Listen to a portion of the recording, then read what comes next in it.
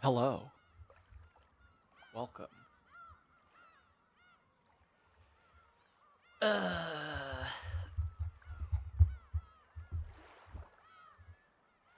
Everything's computer.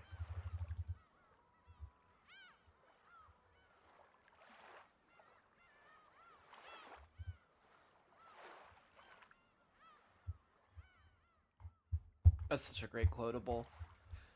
I'm a little late. I was supposed to be on an hour ago. But I had to do a whole eating YouTube bit and that just took too long.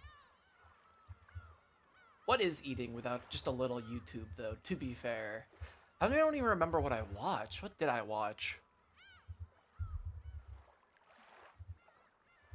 I watched, oh shit.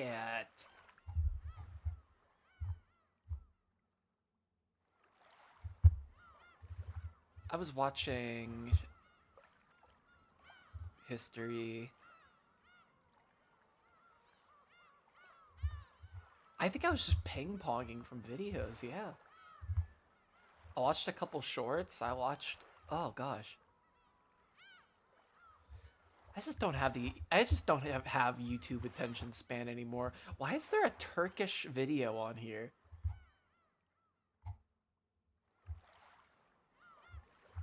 Did I leave autoplay on it? Put on Ankush Beast? What is this? One sub equals one blast? I don't even play Clash Royale. Why is there the same video?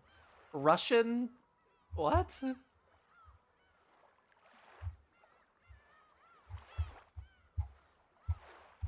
Everything else is normal except for that. How did I autoplay those videos? Am I thinking too hard about this? It had to have just been I left it on. Oh, let me open up Twitch on my end.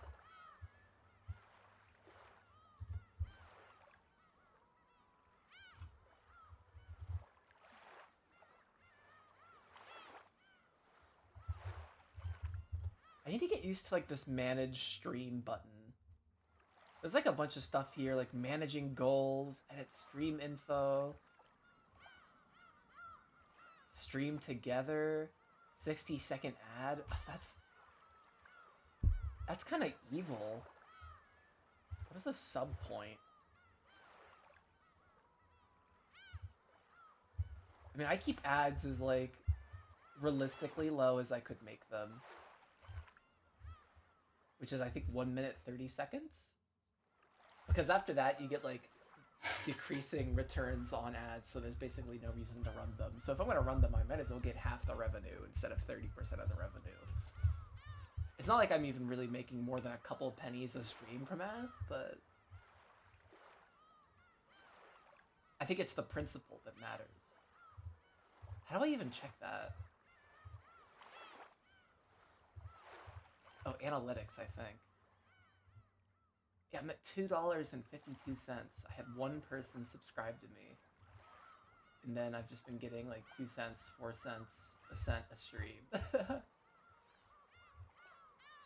I still don't understand how I got an affiliate. It was just a total fluke. I hit 78 concurrent viewers just doing W Place. Which I don't even like. I don't like art. I can't do art. I'm just not art-brained.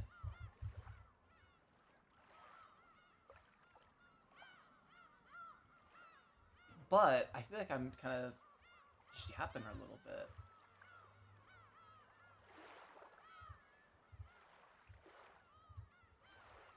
Alright, well, what better time than the present? I'm watered up, I'm fed, I'm loading the save. I don't really remember what happened, but I remember I was comparing the kind of the different stories we got between episode 1 and episode 2, with the whole thing with Maria losing the flower in the garden. And we were kind of bouncing back to the Ashira and Mia family meeting between all the adults. I feel like that's a scene I didn't I wasn't really interested in rewatching, but I think that's what this next scene I'm gonna see today is about. Unfortunately, I don't think I'm gonna be streaming. Oh, my throat's getting a little schmutzig.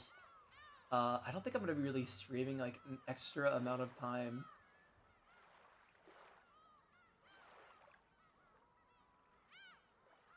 Or anything, because I gotta do stuff tomorrow. There's actually a lot of viewers tonight on Umineko. That's crazy. Yeah, everybody's a VTuber. I'm a Pier tuber. I have a little image of Pier, and he just sits there and he chills on my stream. I want to get 60 followers. I'm really close. That'd be super cool. But like, maybe 15 of my followers are not real people, which is the sad part.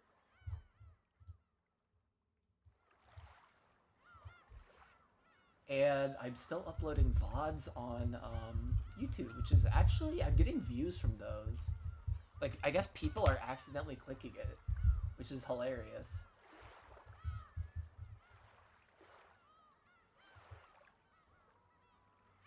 But, like, all of my VODs are getting, like, 50, 40...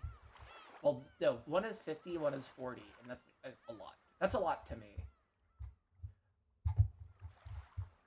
As I've said, if you set the bar so low, you take anything you can get. And I think that is, like, the most healthy approach to streaming. And without further ado, let us continue reading this, which is apparently longer than the Bible, as somebody told me. Which, the fact that if I read this whole game aloud, I would consider that like a small success. I read Disco Elysium. No, I didn't read Disco Elysium aloud. That's right. His voice acting. I just did all my like dialogue lines. The fact that I even streamed Disco Elysium as like my first game I ever really streamed is kind of crazy. All right. When lunch ended, the relatives moved to the parlor. Rosa had bought a high-class brand of black tea from a famous store in Ginza. That had been served, and the parlor was filled with a pleasant aroma. Was that the tea they gave her to help her headaches? Not her headaches, but Natsui's headaches. Since the children were there too, the adults tried to interact like normal relatives on the surface, talking peacefully about recent events and how their children were growing up. It had started raining, so the children couldn't do anything but sit here like this, watching TV, unable to go outside. Maria was apparently a TV kid. She kept watching a boring daytime program without getting bored, giggling all by herself. At first, Battler joined in, seeming to deepen his relationship with Maria, but he gotten up early that morning and was gradually hit by a wave of drowsiness. Oh, it's nap time. You know it's nap time. No, it's Oh, that's a big yawn. Did you get up really early this morning? Well, something like that. Now that all that tension's gone, I've started getting sleepy while listening to the sound of the rain. Tension? You call freaking out like that tension? At least it is for me.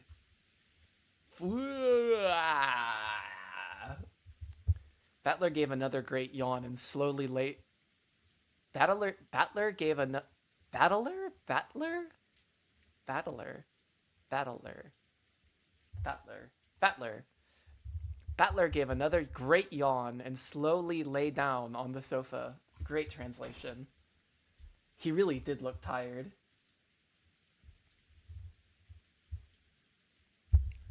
George and the others had tried talking to him, thinking it was a sign of boredom, but when they realized he was really sleepy, they decided to let him be. Sometimes coffee makes me really sleepy, I get that. My. They say if you lie down right after eating, it'll become a mackerel. Ho ho ho ho. Stop kidding around. Goda-san said we'd be having calf steak tonight. That'd make it mackerel steak. Kumasawa-san, he looks pretty tired. Could you get him a blanket?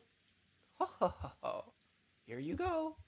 Kumasawa brought a blanket from the shelf. The large parlor wasn't cold, but the air had gotten a little chilly. Oh, that means witches are nearby. That's some spooky shit. So when Battler took up the blanket, he immediately wrapped himself up in it like a turtle. You really were sleepy. When would you like to wake up? I'll wake you. Nah, I can't say I got any particular requests. You can wake me up if you need something from me. And if you don't, just let me sleep forever. Wake me up when September ends. Night. Ugh. Battler's sleeping? A nap? A nap? Ugh, I'll do it too. Hey Maria, Battler's sleepy, so you've gotta leave him the fuck alone. Kumasawa-san, could you give us another blanket? It was doubtful whether Maria really wanted to take a nap. I don't think she does. I think she just likes seeing what Battler's up to. She probably saw Battler wrapped up in a blanket and wanted to do the same. When she received the blanket from Kumasawa, she joyfully wrapped herself up in it and set up camp in front of the TV. That's badass. Sheesh. And just when we'd finally gathered all the cousins together after 6 years. This guy doesn't have a clue that he's the main guest of this family conference, does he? I can still hear you.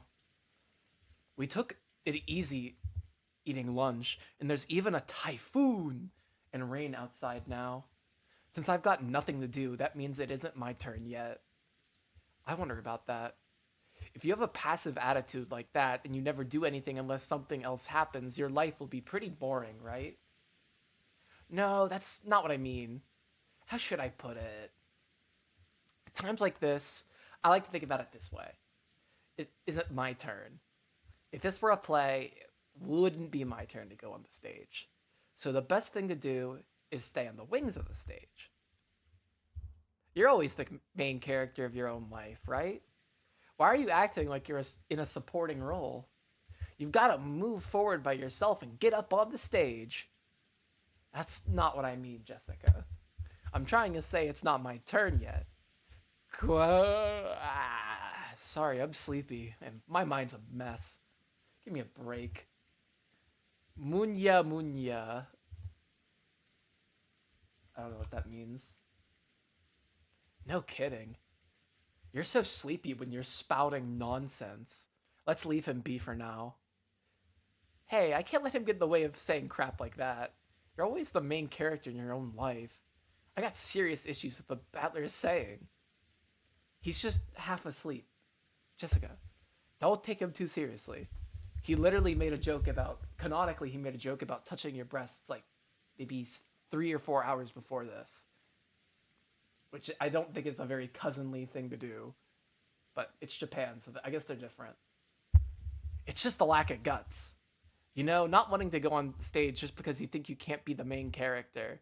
Something about it just pisses me off. I think it's crazy, by the way, that as if there wasn't enough dialogue in episode one. We're getting more dialogue that we didn't get earlier. And the thing I keep asking myself is, why is it important that we're getting this now and we didn't get it earlier? And for most of the scenes, it makes sense. With distant eyes, Jessica gazed out the window at the gray rose garden obscured by the rain. When she put her forehead up against the glass, the pleasantly cool sensation seemed to chase away memories that she was trying to forget. So, it wasn't your turn yet? Where's my other tab? Did I close it? I did not. Okay. Oh, they added the ability to go back like in the VOD live. I think if you're a subscriber, don't subscribe to my stream. I actually do not encourage it. You're not gonna get anything, and I'm not gonna get anything, because I would have to make $50 before I made money.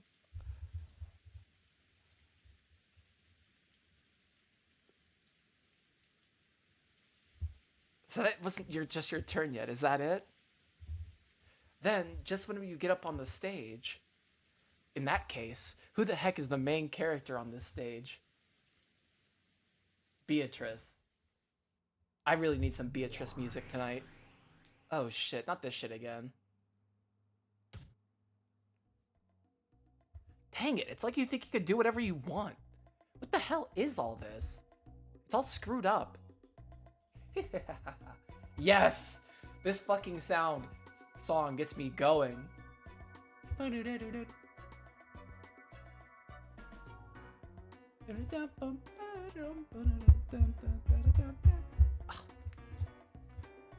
I was merely amused that your reason for denying me was based on whether there were 18 or 19 people. I just tried changing my opening move. No more. Your greatest basis for denying me is simply that I wasn't laid out as a piece on the game board. So, all I have to do is start focusing on the queen, like this. Isn't opening the road for the queen on your first turn one of the classic moves in chess? I like to open up for my bishops. I don't really want to open up with my queen. I like to open up with my bishops. Quit playing around. There's no way I can accept something like this, right? A witch came in, walking right through the entrance hall, you say. Don't mess with me. What's this? In the last game, I gave you incredible freedom in making your moves, correct? This time, all I'm doing is moving my pieces in response to your moves. Are you already giving up right at the start? You bastard. Don't mess with me. Like hell I'd give in. Great move. Go ahead and just move however you'd like. Okay, so your turn's far from over, is it? Move however you want. Form a huge battle formation while you still can. I'll definitely withstand you. I'll definitely corner you. Come at me as best you can. I don't want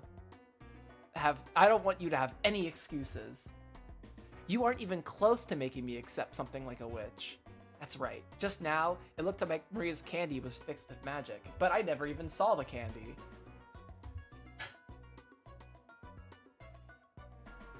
But you might have actually had another one of the same candy hidden in your pocket. We also don't really have to trust his perspective, given by the fact that Battler never saw the candy. And I keep talking about this whole idea that how reliable is our perspectives that aren't Battler's. How actually, to be honest, how valid is even Battler's perspective? And switch them with that little show, making it look like you fix it with magic. Yeah, that's right. That has to be it. It's useless. All useless.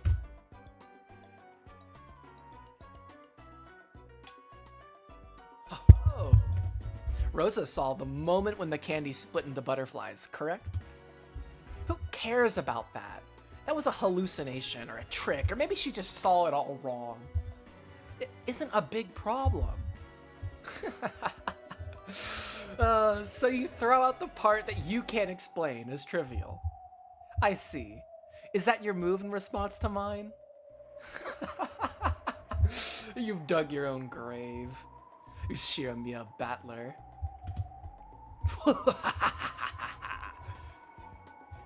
It still isn't your turn yet. Allow me to make my move for a little longer. It has barely begun. The turn of the witch.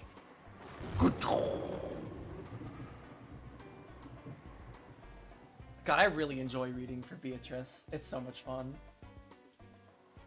I think she, like out of a lot of all the characters so far, I think she has like the most clear voice, which I really like.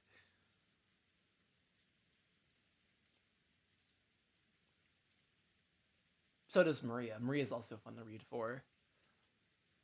When they started hearing Battler's snores, the relatives went their separate ways, leaving the parlor and letting Battler sleep in silence.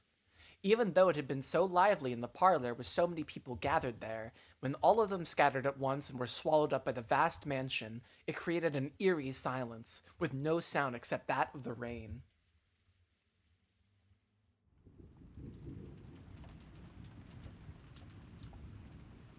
Nope. I haven't met a person like that even once. Aneki? I haven't met them. Kairi-san, is that true?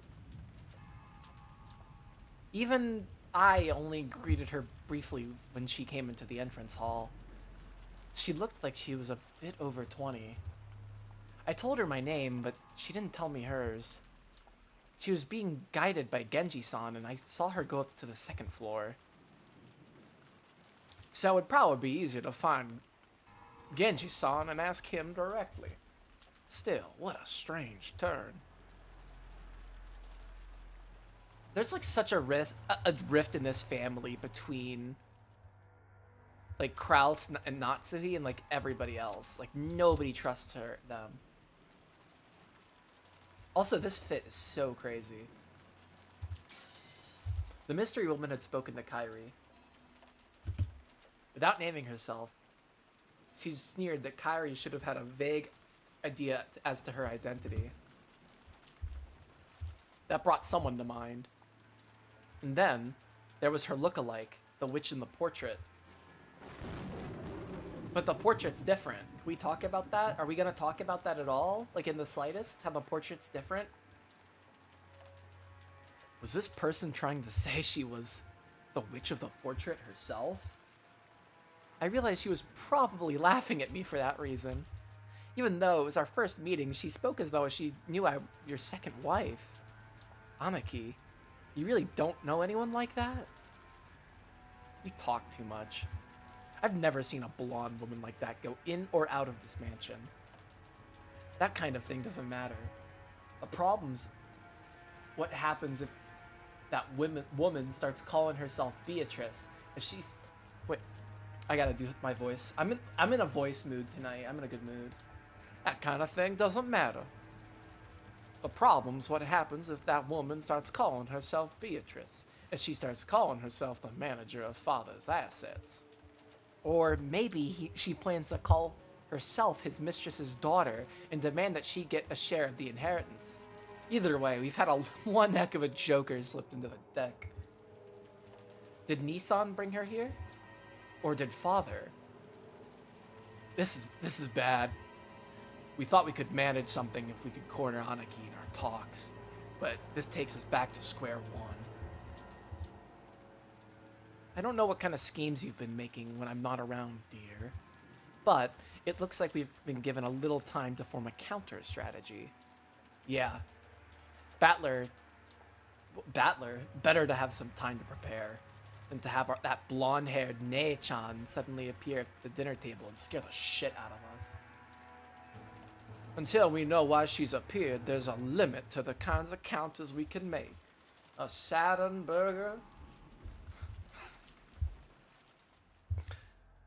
What could she be after?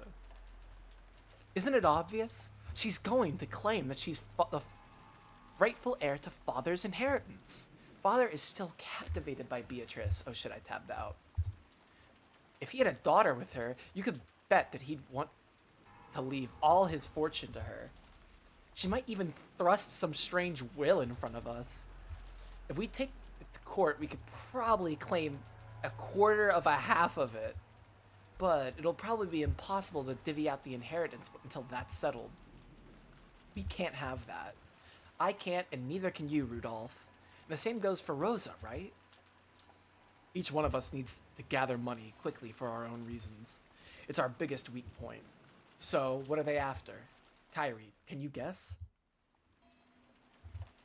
This is all news to me, but it sounds like we're starting from the premise that we've got an urgent need to collect money, right?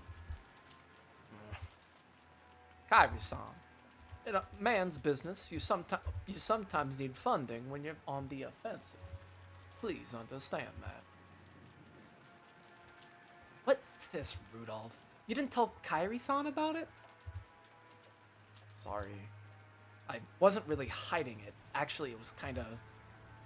That's alright. Wait, what is he hiding?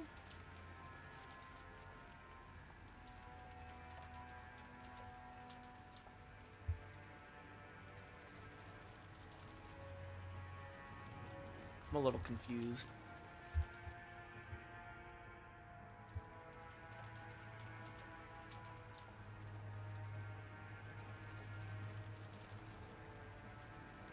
I mean, he thinks she's scheming. He schemes behind her back, even though she's kind of like his straight She kind of keeps him on the straight and narrow. Okay. It's alright. If you decided this wasn't something you needed to tell me about, I won't press you about it right here. What's more important is finding out what the Golden Witch is after, right? Yeah. Now that you know what we know, can you see how the enemy might come at us? Flip the chessboard time.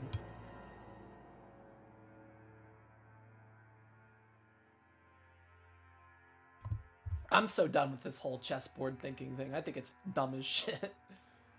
He's so obsessed. Rudolph had a certain measure of trust in Kyrie's unique thinking technique. Chessboard thinking. Of course, it didn't give him any more peace of mind than fortune telling, but every time Rudolph was polishing up some important strategy, he'd give a great deal of thought to Kyrie's advice. For a while, Kyrie pressed her finger against her forehead, considering. Judging by the fact that her arrival was kept hidden until today, she must be planning to catch us by surprise in some way. We can't tell for sure whether she's after assets or being recognized as a relative. However, her coming was kept secret until today, which probably means she didn't want us to take any measures against her, something we might have done if we'd known beforehand. So her goal is probably something that could be hindered if we were to take measures against her. Understand? I get it. So if she had a will that father had already written, or something that could prove that she's a blood relative, if she had some unshakable, rock-solid proof like that, you'd think she'd announce it beforehand. That's right.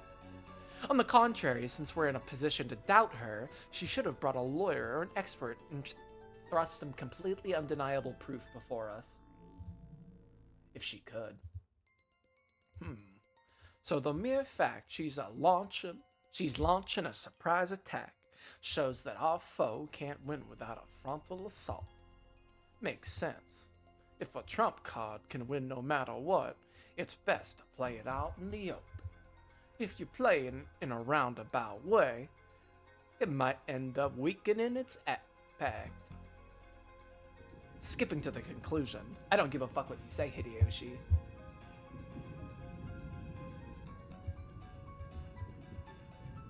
She just ignores him. Skipping to the conclusion, we probably can expect to be faced with some huge surprise. Something related either directly or indirectly to the inheritance problem that's on everyone's minds. Our opponent probably plans to overawe us simply by the impact of this shock. Overawe? I've never seen that word. However, no matter how great the impact might be, it cannot be absolute. In other words, we have enough leeway to take advantage of this. You've really got brains. Even understanding just this much is really reassuring. In other words, you're telling us not to get sucked into our opponent's pace. In the end, it's an extremely simple conclusion. No matter what our opponent brings up, we should deal with it calmly, without rushing things. This is just the very first step in the art of negotiation. You really can't say you've predicted your opponent's thoughts with just this. Come on. Just like the usual, that was pretty good. Now that we know what we got a little leeway to attack, it helps us relax a bit.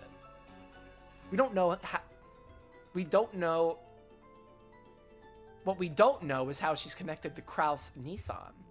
Will it be a surprise for Kraus Nissan too, or was he actually the one who called her here in the first place? If it's the latter, that might make things very troublesome. That's right.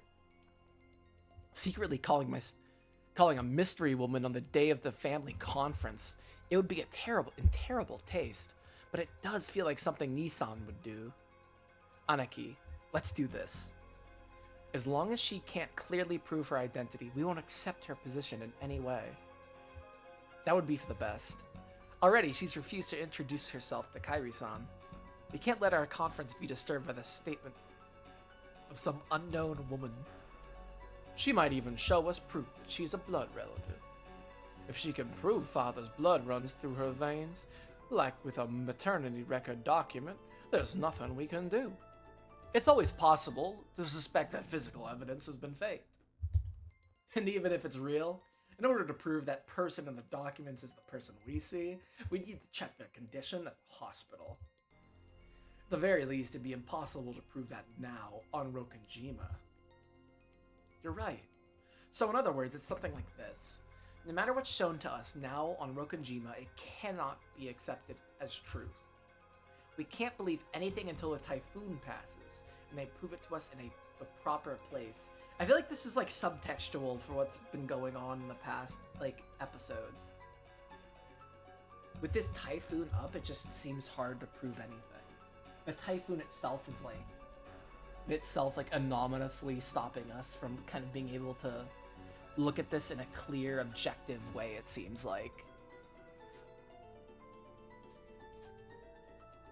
We can't take the magic we've seen for granted. We can't take...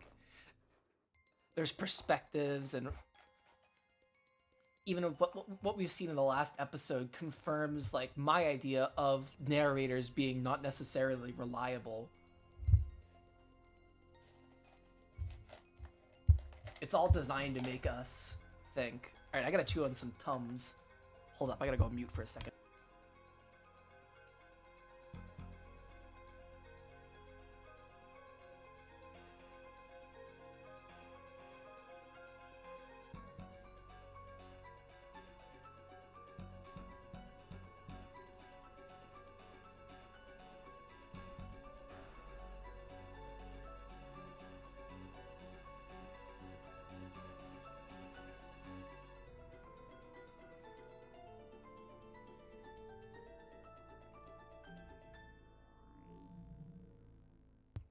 Okay. Giggle. Spotting all kinds of holes and stuff like this is Aniki's specialty. We'll be counting on you. Are you joking? You'll be helping too. We need the money. We need it quickly, and a large sum. Our fates are all tied together in this. As if we just stand by and let some suddenly appearing mystery woman destroy the inheritance we're after. Rudolph and Ava always formed a united front as siblings at times like this. They kind of are a fucking power dynamic duo. Like, these two are freaking on it constantly. This bitch, just miserable, freaking mentally ill. She's mentally ill. She's totally 100% mentally ill. This guy's an asshole. Natsui's a likable asshole. Kairi is just chill as fuck, down bad, like, not down bad. She's fucking, she knows her shit. She's down pat. That's what I was looking for. And then the kids are all fucking dumb as shit, except Battler. Pedophile. Just hasn't contributed. Maria. Sickened by the idea that their own inheritance might be snatched away by an outsider. I did not read that right. Kairi noticed how indomitable they looked, shook her head slightly, and gave a small sigh as she gazed out the window. Outside, it was still raining heavily, and everything was gray, having lost all vibrance. The lush garden that the sun had shone on earlier now felt like a lie. For some reason, the words Ava said a second ago kept repeating in Kairi's head.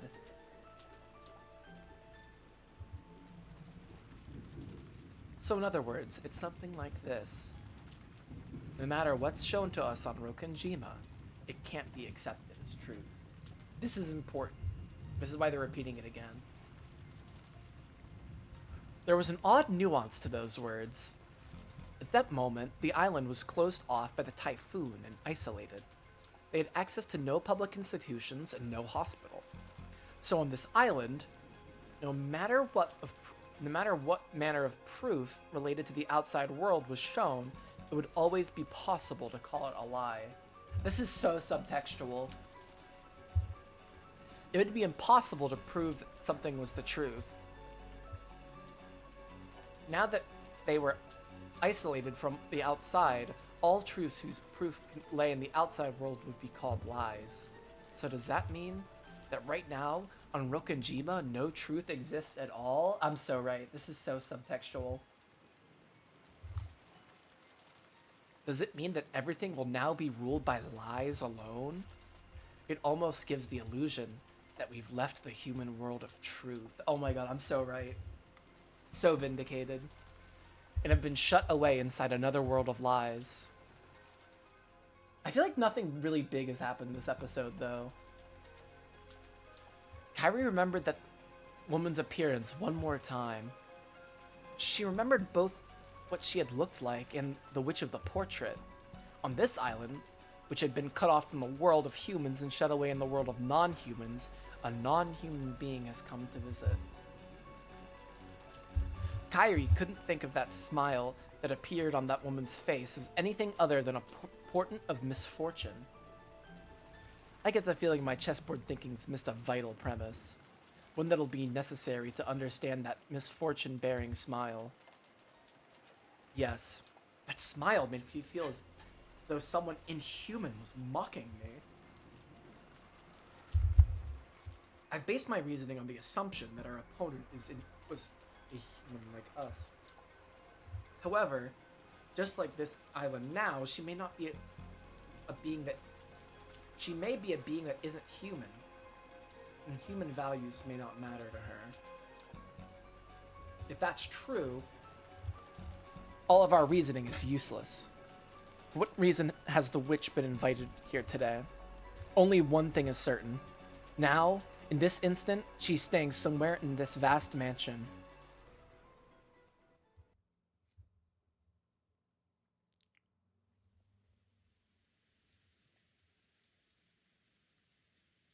Oh, there was also that whole dialogue with Canon and Beatrice, I remember from the other night. I didn't stream last night. Oh god, I really just... These two really are a struggle bus for me. Like, a constant struggle bus. Maria. Around lunchtime today, we met her outside, right? A woman. Who was she? Ugh. I said it over and over. Beatrice. Maria, did you ever meet Beatrice before that? Ugh. I met her every year. Ooh. Okay. Every year? In this mansion on Rokkenjima? Ugh. I don't know what ugh means. Is that true? Yes. How long have you been meeting her? How many years ago did it start? Ugh. I don't know. You don't know? What do you mean? Was it last year? 2 years ago? Longer than that. Ugh. Rosa was astonished. Only the Ashiramiya family mansion existed on this island. So there couldn't have been any humans other than themselves here. And yet, Maria said she'd been meeting with this suspicious woman every year during the family conference. If what Maria said was the truth, then that strange woman called Beatrice had been at the family conference every year. That's insane. Is Maria saying that eerie woman was at the family conference every year and none of us ever noticed it? Even though Rosa had just met the woman herself a couple hours ago in the Rose Garden, she was overcome with a strange emotion that told her not to accept that existence. What in the world did I meet with earlier today in the Rose Garden as the typhoon grew near and the winds roared? Maria, you said you've met with her every year.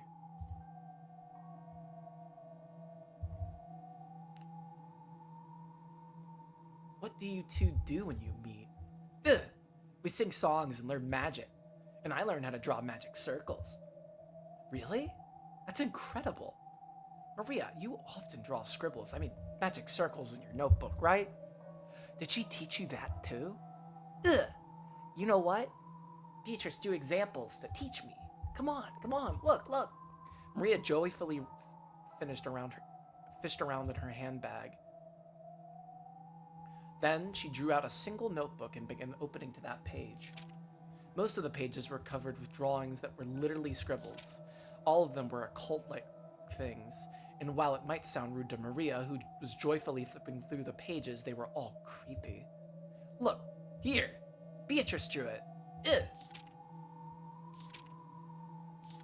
Oh shit.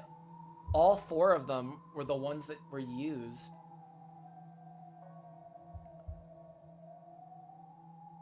Each one of the pages in the group Maria opened to had an eerie magic circle. Furthermore, at a glance, Rosa could see that Maria hadn't drawn them. The strength of the strokes, the thickness of the lines, how clean the shape was. By itself, it wasn't enough to guess the background of the person who had written it, but it was enough for Rosa to be sure that it was someone older than Maria. Rosa had to accept it now. There really was a person on this Rokonjima that she herself hadn't known existed until now.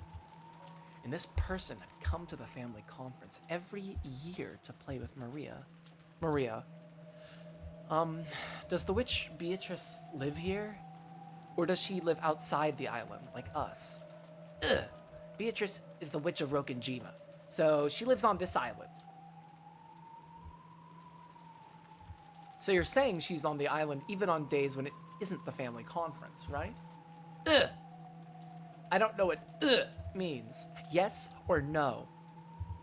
Yes. Ugh. What in the... I can't believe it. I can't believe it. How long has this unknown witch been living on this island? How about the fact that she's been talking to your daughter?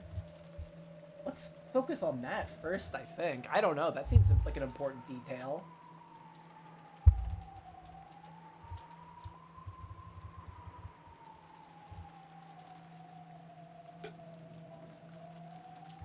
Just a thought.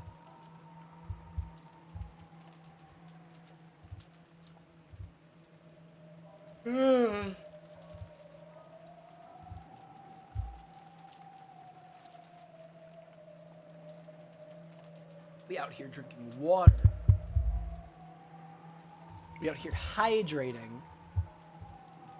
So we could do funny voices for all the characters and not get tired after 30 minutes. After 42 minutes and 2 seconds.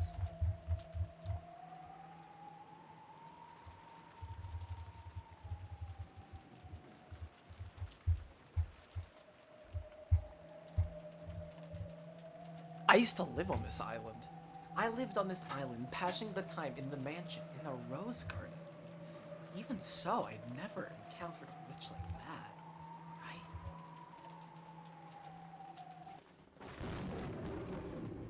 I'm such a sucker for that. I'm such a sucker for that. That is so good. Mama? Mama. What's wrong? Mama? My head hurts. I was probably getting a little mixed up with my memories from when I was a young girl. When I was young, I was terrified of the witch, unlike Maria. So for me, the name Beatrice was a synonym for terror. Surely my fear from those days has been revived by the appearance of a woman going by that name. She can't be a witch. She's obviously a human calling herself Beatrice, right? I forget. Where does the name Beatrice come from? I think it's... Oh, it is Latin. Because to me, I look at that like riche suffix, and I think of like the word rain, which like reich, which doesn't really exist in English anymore, except in like kind of rain, but like riche.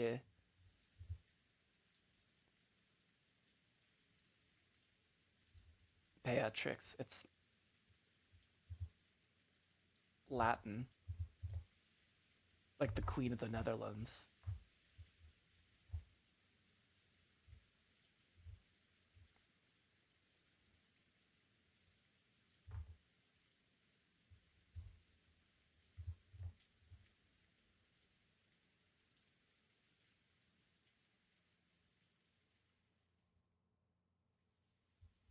I'm getting so sketty bobbed. I'm reading about Queen Beatrix of the Netherlands. Fuck me. I'm getting so sketty bobbed. Oh no, I'm just looking at Wikipedia. I'm sweaty. I can't wait for winter. I just want winter. That's right. The witch entrusted me with an envelope. What in the world would it be? Rosa pulled that Western envelope out of her pocket. It was one of the envelopes that bore the Ashiramiya family crest, which Kinzo used for his personal letters. And its red sealing wax had even been sealed by the head's ring, which Kinzo held. They don't call it a signet ring, which I think is a translation error.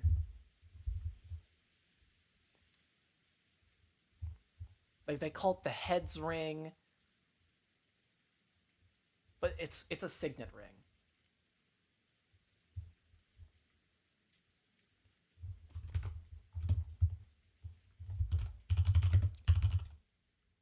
Like, these used to be really important. Like, exorbitantly important, really.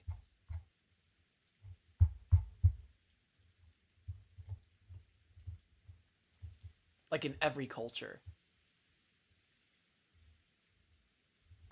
that used wax seals. Or, like, any seal. Oh my god, I'm reading about, like, Sumerian seals. Oh no, I can't stop. I'm so glad nobody's watching right now. Somebody's watching a VOD of this. They're just gonna be, like, losing their mind. I'm just reading about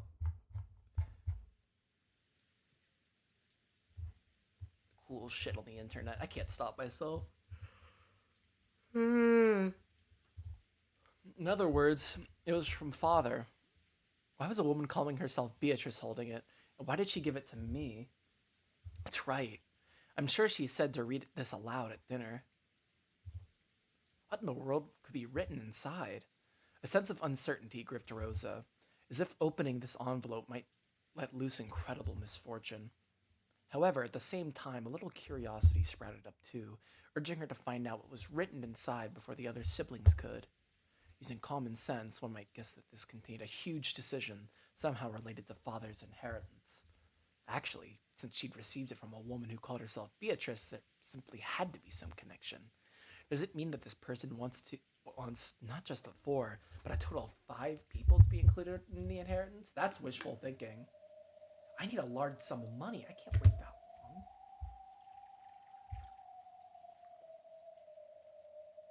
I feel like such a sinful daughter for discussing father's inheritance while he's still alive. This is no time to spout off cheap ideals. I've even colluded with Rudolf Nissan and Eva Nissan in order to get some money out of Kraus Nissan. Coming from that position, I can't help but see the appearance of the witch as a sign of approaching misfortune. What could be written in here? I'm sure it's something frightening. Shall I read it secretly myself first? The witch requested that it be read at the dinner table with everyone gathered. But if that's what she wanted, couldn't she just read it aloud herself at dinner? Why did she go to all the trouble of entrusting it to me? I like your tangents on history. I always learn new stuff. Oh, thank you.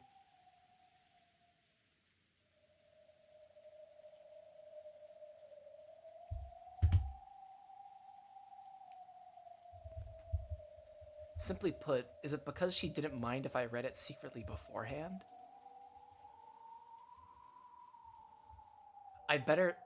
It'd be better to secretly read the contents first. If this isn't the letter that Maria read aloud, I'm gonna be so surprised. Because we don't know this letter, and we don't know the letter that Natsuhi got at the end. I understand that it'd mean breaking my promise, but this is no longer the time for cheap ideals. Depending on the contents, I should probably discuss it with Eva Nissan and Rudolf Nissan too.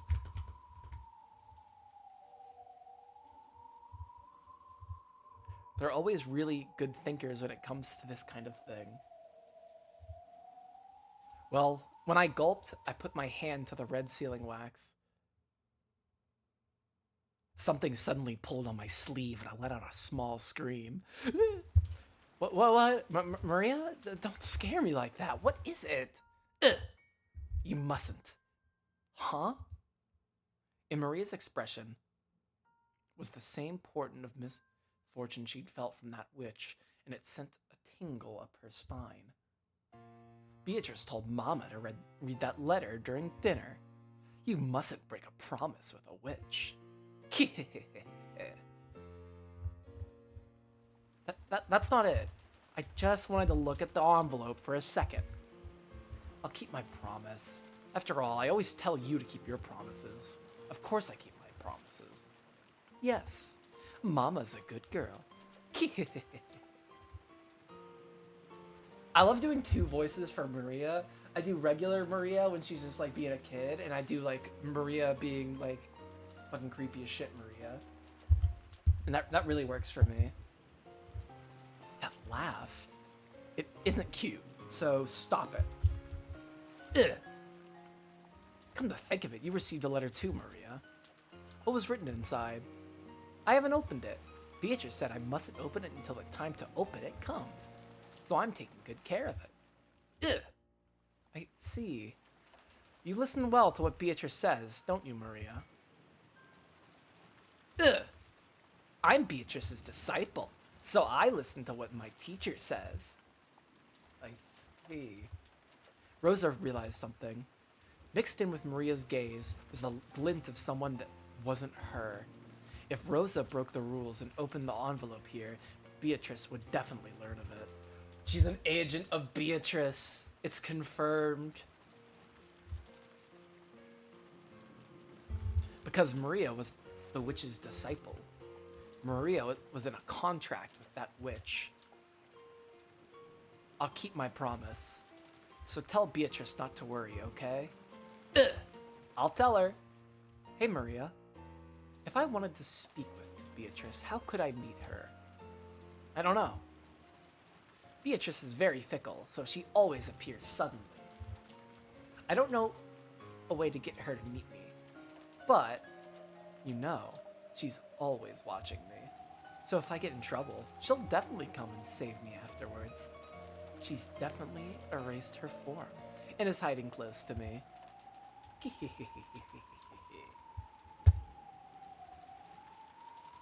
Don't I always tell you to stop laughing like that? That's she gonna freaking elbow her fucking daughter. Oh my god, I was right? Oh no. Rosa reflexively hit Maria on the head. That put a stop to Maria's laughing, but it wasn't able to erase the color that had risen to those eyes, a color that seemed to bear a portent of misfortune. Rosa swore. Fuck. She swore that, at least until they left this island, she would not leave Maria alone. Yeah, how'd that work? She couldn't allow an unknown being to make direct contact with her daughter any longer.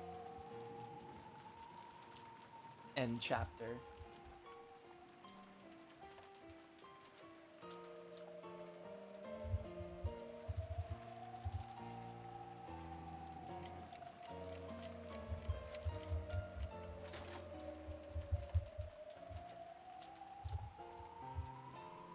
All right, it is 6 p.m.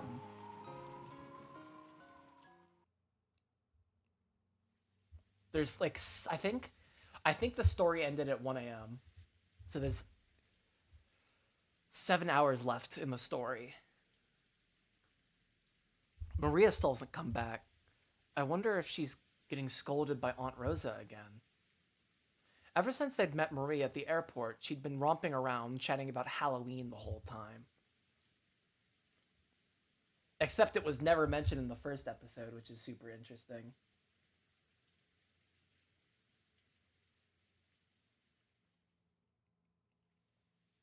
Maybe she'd cut loose a little too much.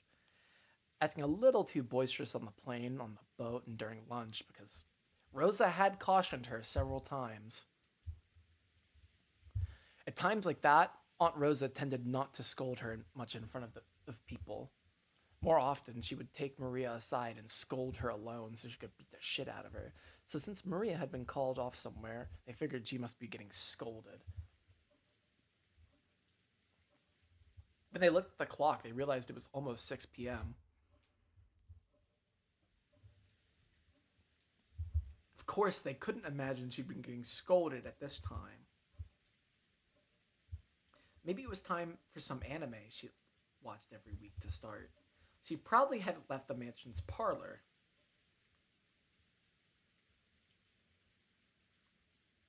Maybe Battler-sama woke up and they've been playing together. After all, Maria-chan thinks Battler-kun is a new friend.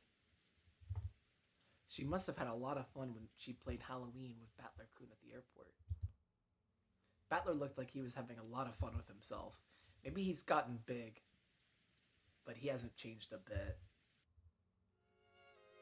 Oh, we get the wholesome music. Wholesome Shannon music. That's true.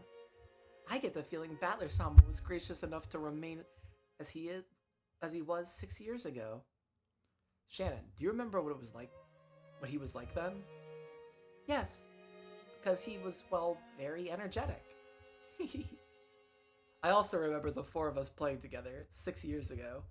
Shannon acted a lot like a big sister back then. Bro, you're 7 years older. Okay, 23 minus 6. A lot of stuff in early episode 2 makes so much sense on rereads.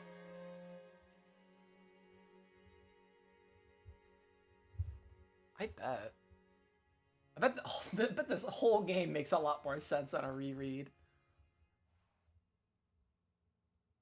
That's right. I get the feeling she was even more dependable than she is now. Ha ha ha ha. Back then, I didn't truly understand my place, so I did quite a few rude things.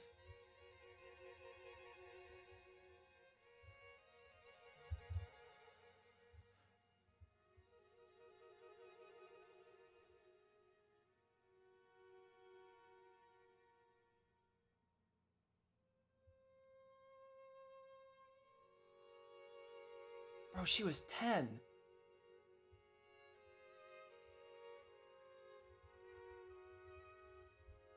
Don't worry. Oh wait, no. No, she is 16. Battler's 18, so Battler was 12 and she was 10. Okay, I just had to math that all together.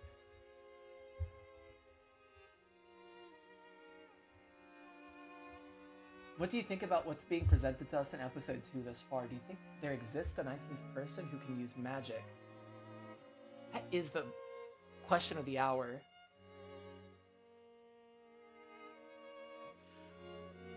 What I think seems likely is going on is that we're being presented kind of Beatrice's story right now. We're being presented Beatrice's side of the story. All these dialogue scenes are kind of existing to point us in the existence that Beatrice exists. Like, we're seeing her do magic a lot. We had the whole idea of the Faustian bargain with her and Shannon. And kind of how that, like, went on the camp. Like, we're talking a lot about magic.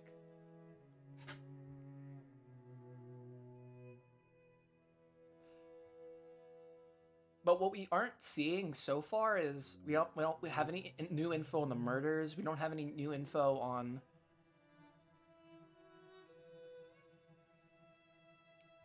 It seems it's possible that there is a 19th person. Certainly, but it doesn't seem it's possible that there's... It just doesn't seem confirmed that magic could happen yet.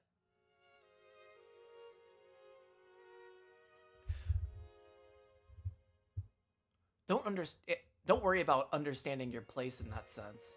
When you're on the job is one thing, but when you're taking a break with us, like now, I'd rather you stay and be friendly, just like the old days. That's right. There's nothing wrong with acting differently, depending on whether you're the servant, Shannon, or an off-duty Sayo. I can't believe they're name-dropping her like that. They're dead-naming her like that. It's crazy. You aren't a slave. You're just working as a servant, right? That's not what canon thinks. I think of you, Shannon, no, Sayo, as my oldest friend. Oh, that's so sweet. Thank you very much, milady. It seemed that Shannon understood the hidden meaning behind Jessica's words. After all, she'd heard a bit about Jessica and Cannon's history from the both of them. Apparently, George...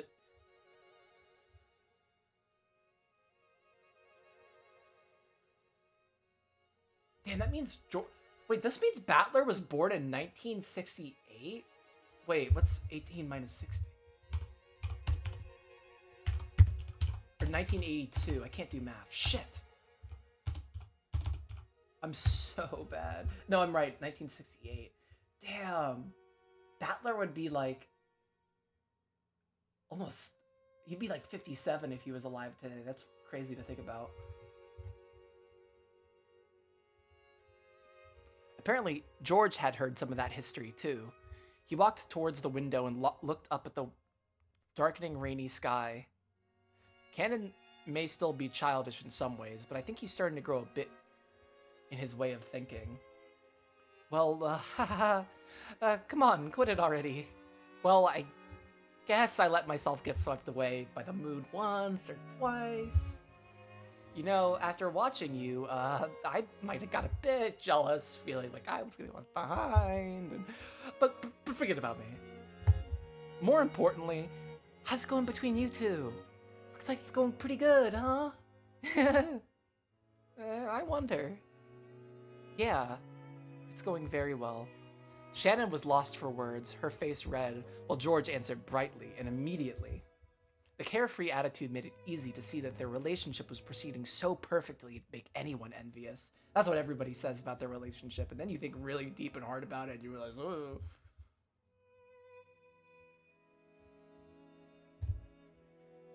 Dang, I'm jealous. So does that mean Shannon's gonna resign and have a party soon? I wonder. Oh, there's a good question. I wonder what she'll say. George laughed teasingly as though pressing Shannon for an answer. So this is disclosing to us that all the other siblings knew that Shannon and George were an item. And I wonder if that's contradicted by anything we learn in the first act, especially like when George finds Shannon's corpse. Because this is supposing that Battler knew about that connection, which he would not have known unless it was stated to him directly like this.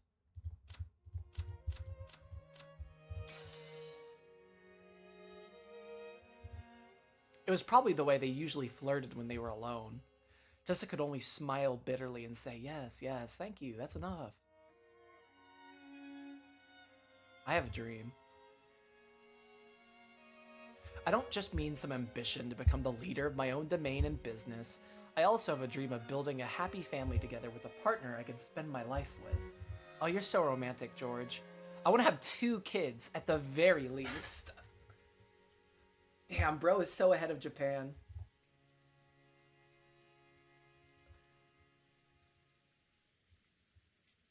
George is a wife guy, but he's 23. That's so crazy. I just saw a picture of like this like young couple, and it was like the mom was like 22 or 23, the dad was like 28, and the kid was like old enough that she had the kid at 16. Fucking weird. That's George. George wants to have his child bride and like be a trad calf on Twitter or some shit. I don't know. I'm really struggling to cope with George. And many more things beside that. I often talk with Shannon about that type of thing. How long have you two been together?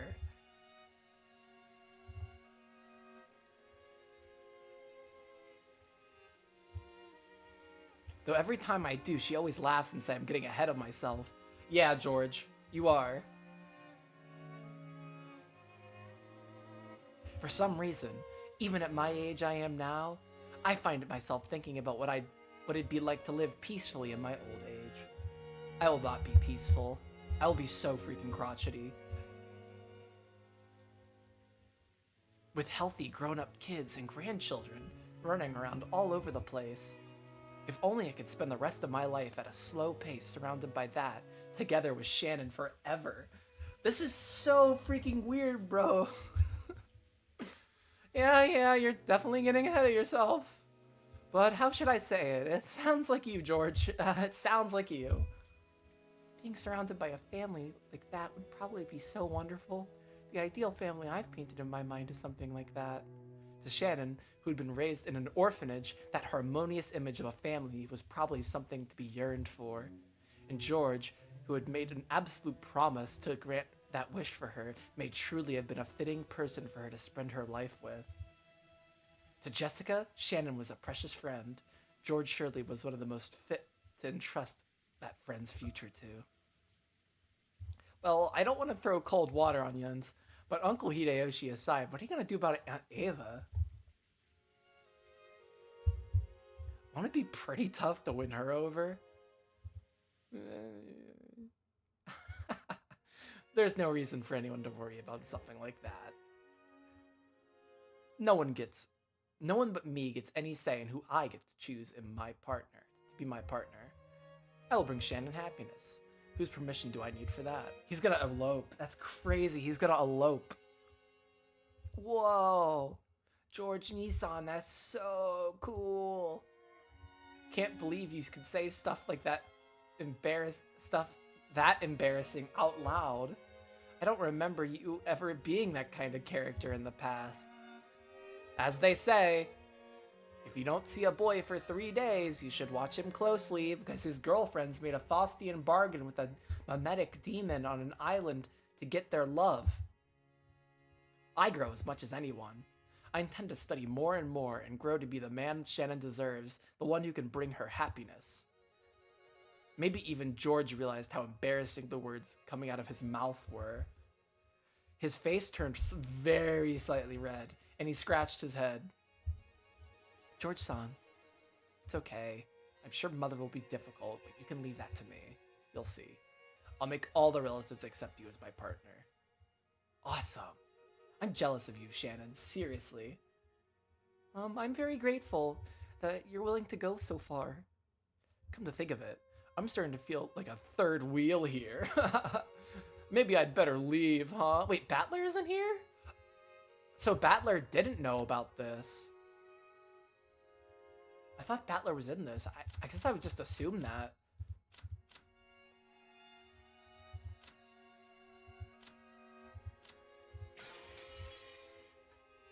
As Jessica rose with a forced smile from the bed she'd been sitting on, the phone rang. Before Jessica picked up the receiver, wondering what this could be about, Shannon looked at the clock and jumped. Apparently, she'd spent too much time on her break. I'm sorry, I forgot it was time for work. Then, if you will excuse me. At the same time Jessica picked up the phone, Shannon began dashing out of the room. Ah, Shannon! Again, the usual time at the usual place. Again, the usual time at the usual place. Yes. Excuse me. Hello, it's Jessica. Ah, Genji-san. Yeah, Shannon's going back to you guys now. We held her up, so please don't scold her. Yeah, yes. I see. So it's almost time for them to get ready for dinner.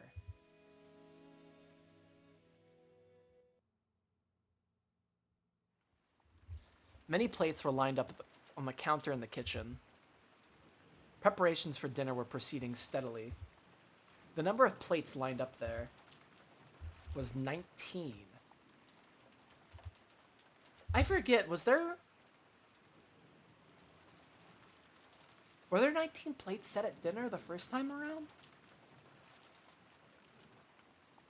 Or was there like an empty seat next to Kinzo?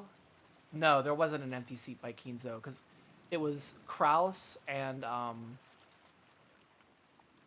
Ava, I think, were at the head of the table with him. Which is interesting.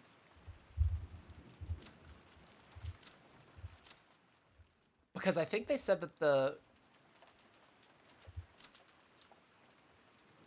succession of the Ushiramiya family is absolute primogeniture. So after her, it goes to her.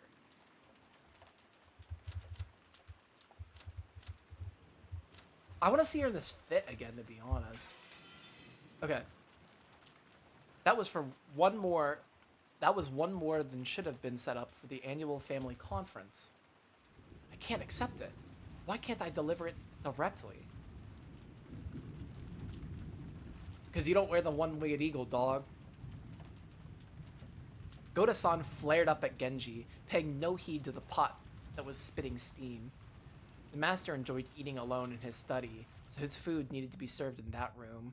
However, that was something that always happened. Of course, Goda-san would want to set the table up to set the table for the master with his own hands. He'd put his heart and soul into his cooking.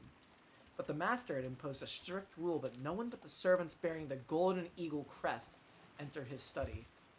So while Goda-san would be able to greet the master from outside the study, not once had he been granted the honor of carrying his cooking inside. Goda-san was always irritated by this. Of course, he was a newcomer in terms of years of service. However, he had piled up plenty of experience from his previous jobs, and he was quite confident that he'd be able to perform in front of Kinzo in a manner that would do him no disservice. Yet, simply because he was not permitted to wear the golden eagle, he still had been blessed with this honor. Can you imagine what damage that would do to his pride? You might think tonight was a repeat of that, but it wasn't. Because of that, there was a person other than the master who wanted their food carried to their room. Apparently, this person is an extremely rare and honored guest, and we've been given strict orders to treat them in the same manner as the master, the family head. Goda-san must have wanted to earn some points by serving this honored guest with his own hands. After all, he was an extremely vain person. If he wasn't qualified to serve the master, then at least a guest of the same rank. He simply couldn't find time during lunch, so Canon-san had gone in his place. So he truly desired to personally serve this person tonight's meal, the best dinner of the year. But Genji-san had put a stop to that. Something about how Goda-san didn't wear the golden eagle. After being told once more that he wasn't qualified, Goda-san lost his patience.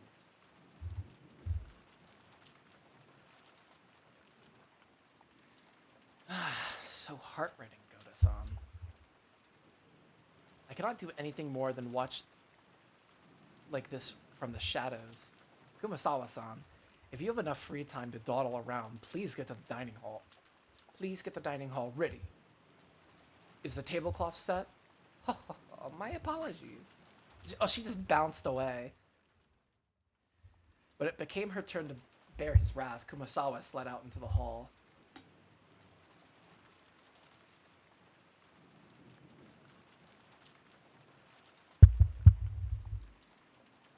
Beatrice-sama is of exactly the same rank as the master. All rules regarding her are to be respected just as much as those involving the master. Goda-san, please devote your attention entirely towards your own task and serve all the relatives. I wouldn't mind if it was you, Genji-san, but is it really okay to let a child like this serve such a guest? If she made some blunder, it would be quite embarrassing. I want to see his original art.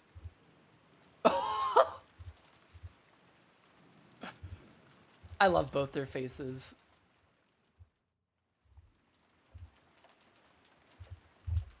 I know they've served here a long time. That doesn't mean they've been trained in proper areas. If you'll allow me to speak freely, they're completely lacking in the fundamentals that might qualify them to interact with such a guest. Goda spoke bluntly, even though Shannon was standing right there in the kitchen. Shannon was the one whom Genji had ordered to carry the dinner to Beatrice's room. By the ranking system among the servants permitted to wear the golden eagle, Shannon was certainly the second highest in rank. If the highest rank Genji went to set the table in Kinzo's room, then it fell to Shannon to set the table in Beatrice's room. Goda's pride was always horribly injured by this ranking system. At times like this, he'd speak out bluntly and rudely against Shannon and Canon.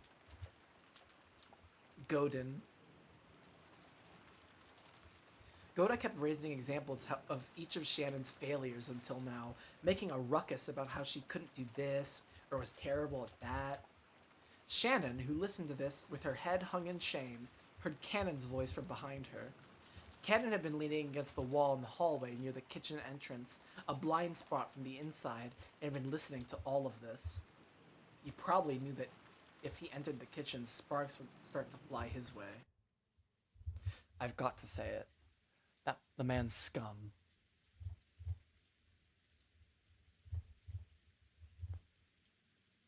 But we could learn a lot about the fundamentals of entertaining guests from him.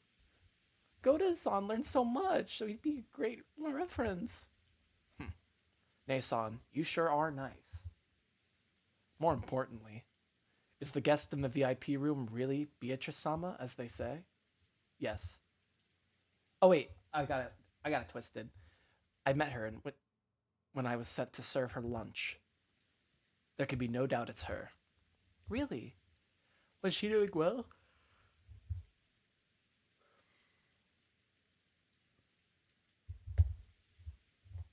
Ken remembered that he and Shannon had different impressions of Beatrice. For Shannon, Beatrice was a cupid of love who had granted her magic to establish a relationship with George. Judging by the expression that rose to her face, it looked like she couldn't wait to inform Beatrice of how her relationship with George had progressed. However, Cannon already knew. That witch came here with a terrifying goal in mind. The nebulous witch that they'd only been able to see in the past had now revived so fully that she could walk in openly to the front door and even have dinner carried to her. Once, when she'd vanished from in front of Cannon, the witch said something about how her own power was still weak. So if that witch was now appearing so openly, did it mean she'd finally regained her former power? And she said something else, too. She definitely said that she'd sown the seeds of love, while fully aware that they would fail. And she said even more. She definitely said that they had finally come, upon which the door to the Golden Land would be opened. Shannon, she's planning to hold some bizarre ceremony at the Master, and you can bet it'll be something too horrible to imagine, and no one will be able to resist. What are you talking about? She came here. She came here as the Master requested, so that the door to the Golden Land would be opened, so that everything would be returned to the Golden Land. She definitely said that to me. In the past, the two of them, as furniture working for Kinzo, had been told what opening the door to the Golden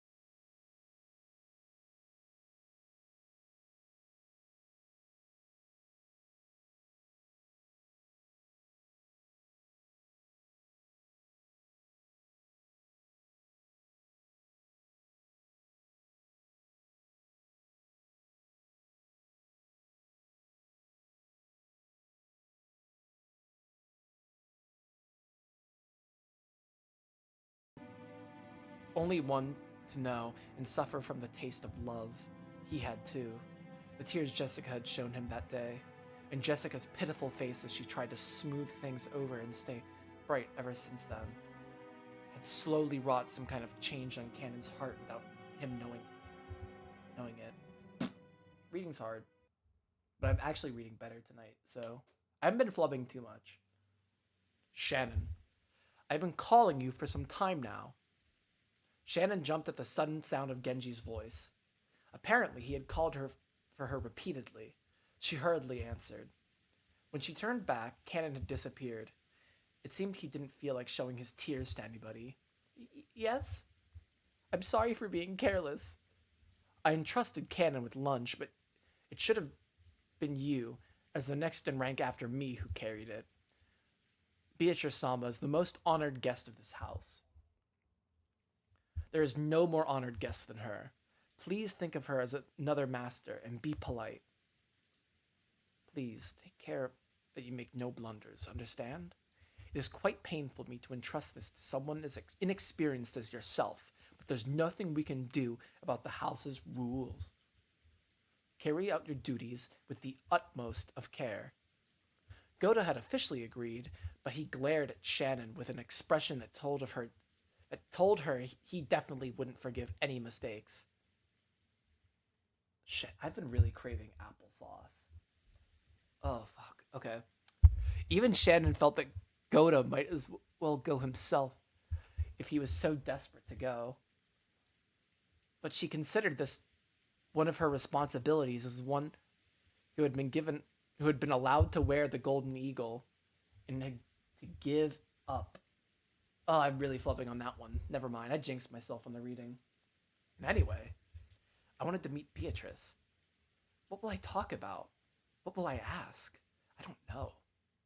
Will this be a meeting of gratitude or one of grief? Or else what? I don't know. Shannon piled the witch's food onto the serving cart and left the kitchen at a slow pace.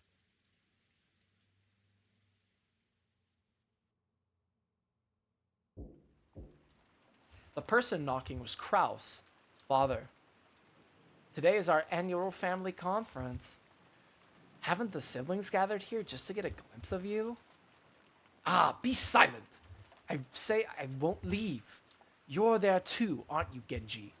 Why haven't you had my food brought here as I ordered you to? Kinzo screamed across the door. Genji was waiting behind Kraus. Your meal has been prepared so that it might be carried to the study. However, Kraus-sama has expressed his wish that you eat downstairs tonight. Father, I'm not asking you to do this every day. Just for this one night. Won't you gather together with your family? Who are you calling family? Since when have you considered vultures circling in wait for roadkill to be considered family? Would you call rotting, oozing maggots family as well? My. Kraus shrugged at this answer, which he had half expected. Genji, carry the meal here as you were told. Why don't you listen to what I say? Why? Genji-san, I leave this in your capable hands.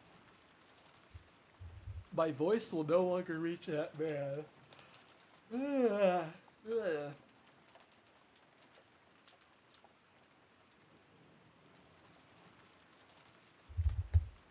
Kraus gave his head a small shake, then quickly turned his back on the door to the study. He had only come calling to save face in front of his siblings, knowing full well how useless this was. After Genji watched Kraus disappear from the stairs, he called again across the door. Master, we have finished preparations for your meal to be carried here. Shall we bring some food for Dr. Nanjo as well? Nanjo could be seen in the study. Because Kinzo had forcibly pestered him into finishing their long-lasting chess game, they've been playing chess against each other since the early evening. How long could this chess game be going for? I'm not a good chess player. I guess I wouldn't know. My problem when I play chess is, I'd rather just talk than play chess. Like, once you put in time limits and all that shit, I just can't do it. Like, chess is a social game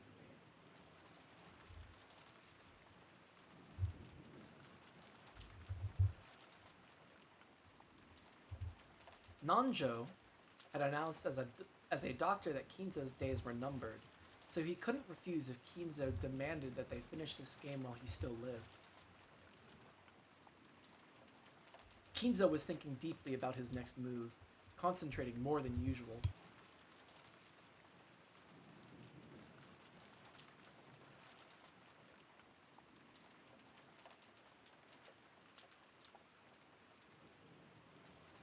Ugh, holy smokes, my acid reflux was just really bad. Oh my god. Oh, that knocked the wind out of me.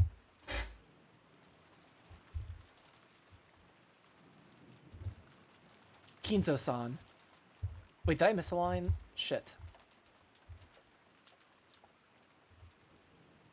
And Nanjo who... Okay, so Kinzo hasn't made his move yet.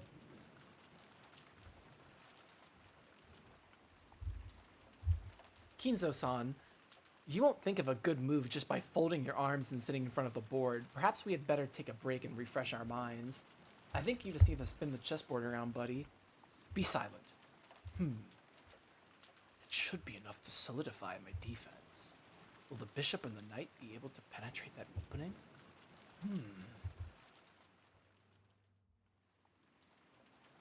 Today, Kinzo was focused on maintaining a strong defense. Normally, Kinzo's motto was that offense was the best defense. However, today was completely the opposite. I'm also hungry. Shall we suspend the game here? Besides, I've used my head so much without a break that I'm already feeling dizzy. At this rate, I bet not be able to perform at my best. Now that won't do. In chess, both players must always make their best moves. No. Chess would be a really boring game if everybody just made the best move. Any sort of move is merely a nuisance to consider, ruining a game whose focus is predicting your opponent's thoughts. Such a thing considerably reduces our enjoyment. Kinzo sighed deeply and finally shifted his gaze away from the board. Chess isn't chess without an opponent. That feels like an important quote to me.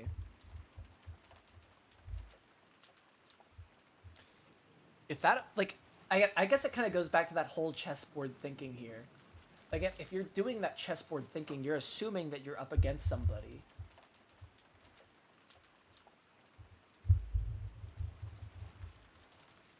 If the opponent is tired and wants to suspend the game, there's no getting around it. True, the goal of chess is for both players to make the best possible moves and aim for victory. It's an intellectual game where reading your opponent is key. But Kinzo-san, have you forgotten that there's another goal besides victory? What? What other goal could there possibly be? Are we really doing this song now? This is the sad song?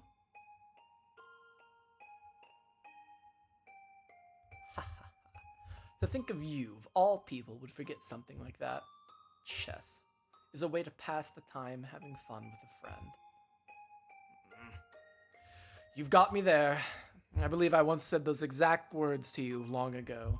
I wonder what Kinzo was like when he was younger.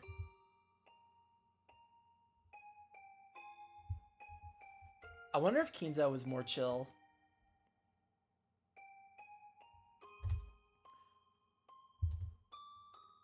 Kinzo, who almost always wore a frown, relaxed his face for once and laughed. Nanjo felt like he'd been reunited with a close friend he hadn't seen in ages. That's how it is. Now that I've managed to take a shot back at you, what do you say? Will you go down with me and have dinner? Why don't we discuss Kasparov's middle game along with some coffee? No, I actually hate my family and think they're all a bunch of dumb idiots. I can no longer leave this room. After all, the ceremony has already begun. Is that so? Well, my stomach is growling. I will go downstairs. Anytime you feel like it. Nanjo, thank you. Oh? What could you be thanking me for? We didn't finish our match. However, it seems I have somehow achieved that second goal of chess, which I had forgotten. And it would appear that this goal is no less important than achieving checkmate. This isn't like you. Why so sentimental? You said it yourself, did you not? My days in this world are numbered. Now go. And don't come to this room again. Let us continue this match in the Golden Land. Oh, that's fine with me, but we'll have to start over. Losing that rook was a serious blow. Well then, I will see you later. Yes, later. Maybe in the Golden Land, or in Purgatory, or possibly in the next world.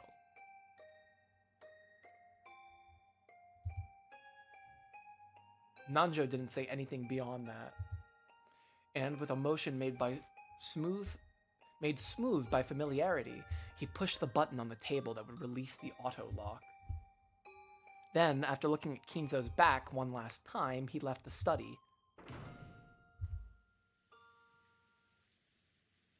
As he did, Genji's voice came from down the hall. If you are ready, master, I will now carry in your dinner. It may be my final dinner. I must savor it. Please prepare it, as you wish.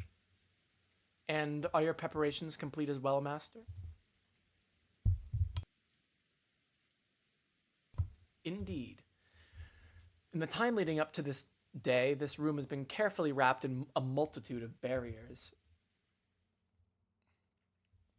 Even if her roulette chooses me, I will definitely repel it. I will remain alive and will surely become one of those who reach the Golden Land. I shall repulse the visit of the Reapers trying to drag me off to the land of the dead.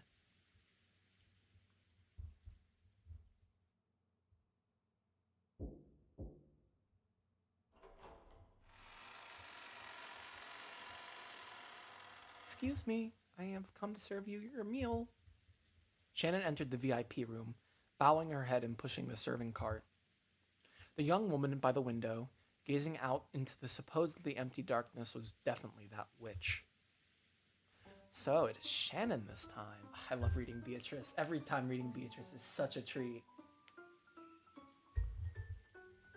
How long has it been? Huh. Your face isn't nearly as pale as it once was. I can see you're no canon. I hardly recognize you. Thank you very much. Shannon solemnly prepared dinner. There was actually several things she wanted to ask the witch. But they were all jumbled up, and she didn't know where to start. Her heart was also jumbled up, and she didn't even understand her own emotions. So she could only do her job dispassionately, with everything still vague. However, the witch saw what was in her heart. You can't hide anything from a witch. I won't apologize. I am a witch after all. Apologize for what? Come now, Kennen must have told you about it. I only rescued your love life because of my mischievous spirit. It was nothing more than a seed I sowed so I could watch your love grow complicated, become twisted, and fail. I imagine some people think it's more fun to hear about love than to have it. You couldn't possibly be trying to... I imagine some people think it's more fun to hear about love than to have it. I don't know who's speaking. Wait, I'm gonna listen to it, because this is the first time they played this song, I think.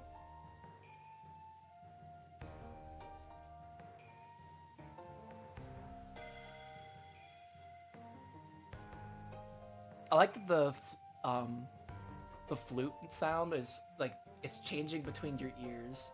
It's going from your left ear to your right ear. It's cool.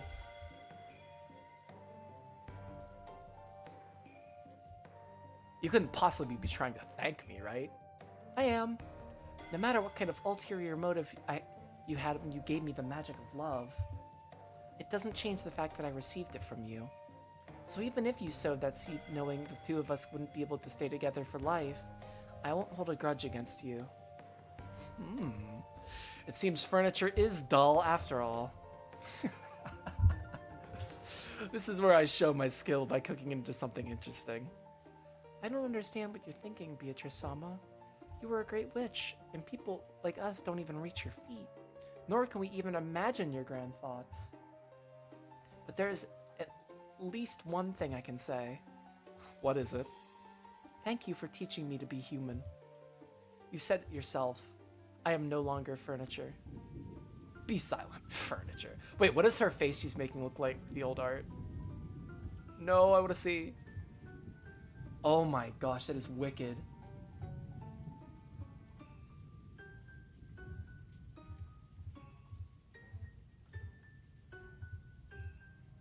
Oh, her cane changes hands. Be silent, furniture. If you were a true human, hearing the announcement of your death on the day that you were to receive an engagement ring surely would have you dancing around mad with grief. But what are you doing? Your face looks so enlightened, as though you've accepted everything. Truly an anticlimax, furniture.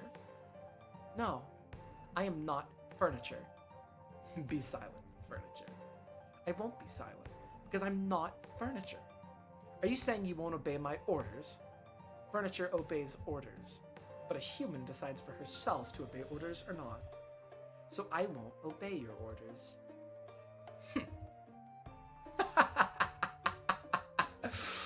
I take it back what I said. You really are interesting. If I hadn't sowed those seeds, you probably would have allowed the ceremony to control your fate without clinging to any emotions.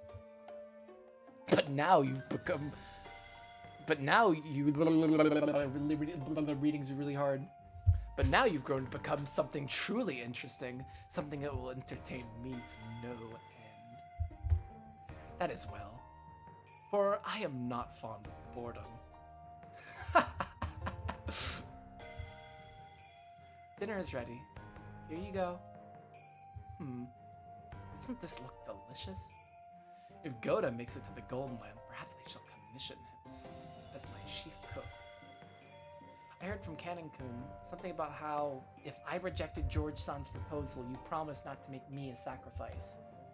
Indeed. I said as much. You would make an ideal potential sacrifice for the second Twilight. But because Canon cried and screamed, asking that I spare you, I graciously listened to his words. With the condition that you abandon your engagement, of course. See how generous I am? What a foolish offer. And what a foolish threat. So, you used that to thoroughly bully Canon-kun, did you? Oh, so you comprehend. Apparently Shannon had seen through it. She had apparently guessed at how the witch had bullied and humiliated Canon with that horrible promise as bait.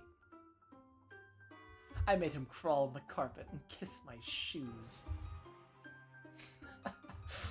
And that's not all. Do you want to hear the other ways in which I humiliated him? Shannon silently shook her head. I think I would have shook my head too. I finally come to understand you. You like to bully, confuse, and trouble people, and you do it to entertain yourself. So now I know for sure the one single way I can resist you. And what might that be? I don't care about you. I'll carry out the fate that has been given to me. That's all. I won't entertain you. I don't care about you?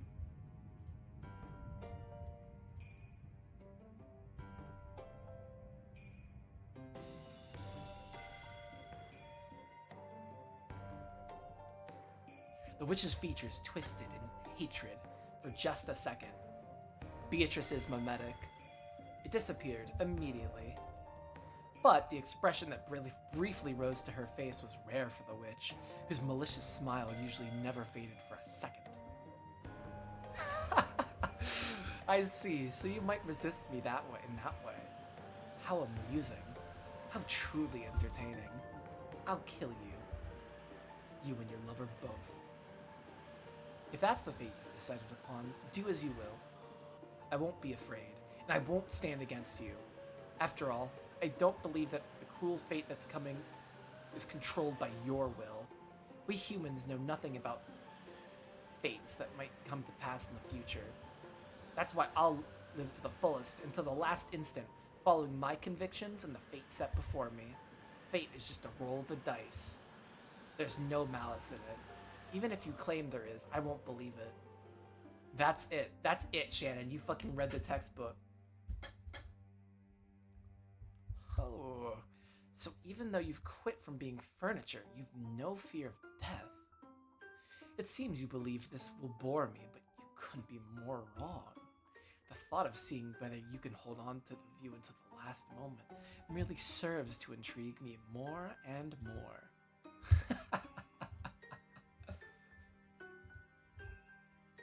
I can't stand this.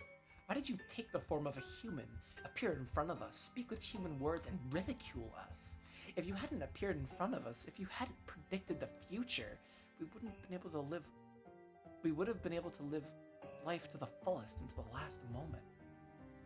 That's what witches do. I live off your fates. Reigning as a high order being does over low order beings. Oh, we're getting esoteric with it. Your fates are nothing more than fragments. If I cup my hands together, I could scoop out as many of those as I want. Just like how no matter what the beef cows I raise might babble, it doesn't change the fact that I'll be having them for dinner. We are powerless, so we cannot fight against your ceremony or fate. But I can still make you unhappy right now. Shannon kicks Beatrice in the nads and hurts her. Oh? And how are you planning to accomplish this? By walking away from this place, right now. No matter how I respond to your words, it will only amuse you. Refusing to respond to your question is my only method of resisting you. This is why she fucking hates Battler. I see. You might be able to take a shot at me, but you cannot defeat me, yes? I have the power to kill anyone, for eternity. I cannot wait to see whether you can keep up that resistance in an endlessly repeating cycle of death and rebirth. Don't you forget it, okay? You spoke those words yourself.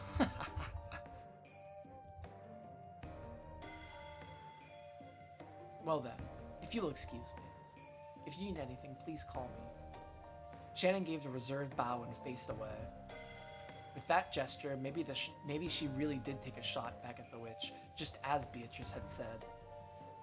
Because when the witch called out again, she sounded a little more quick-tempered than she had before. Cannon thanked me. Can't you? Can't you thank me for bringing you your day of rest? Furniture may be happy when their day of rest comes, but I am human, so I have nothing to thank you for. Is that all you have to say? You plan to accept George's ring, yes?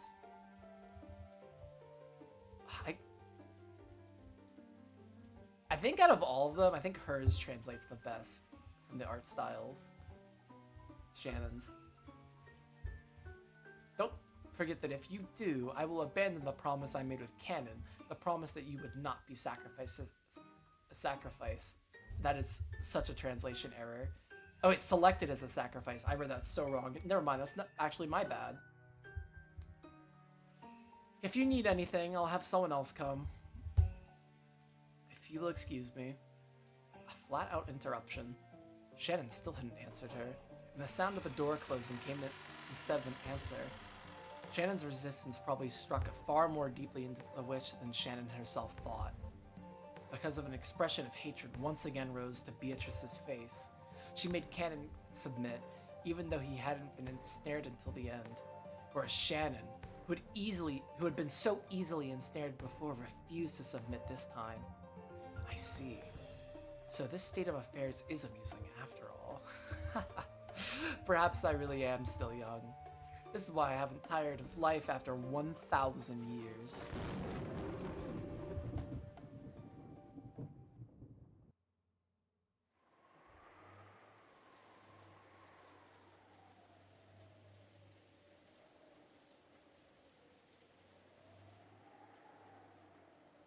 I think I'm gonna end a little early today. I'll be back probably Sunday, maybe Saturday. We'll see how I'm doing. We'll see if I'm busy or not. But I want to end a little early today because I got stuff to do tomorrow.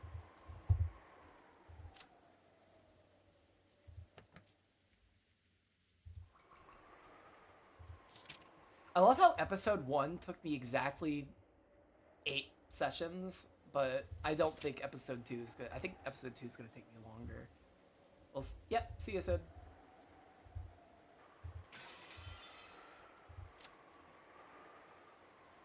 Here, I do want to look at the title screen for a little bit.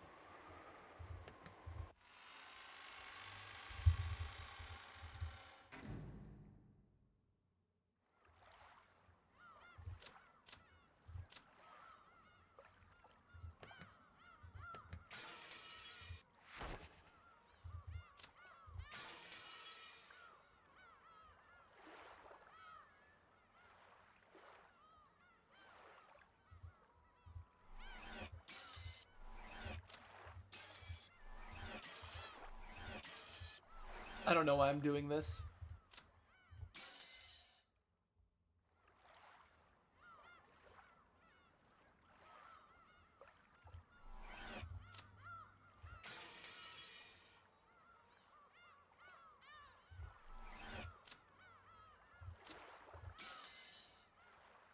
Yeah.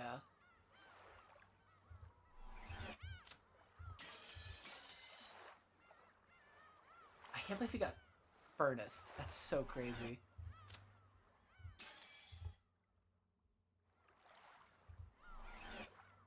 That woo noise is so good. Man, I wish she hadn't died. She was such a badass. Oh well. See y'all probably later.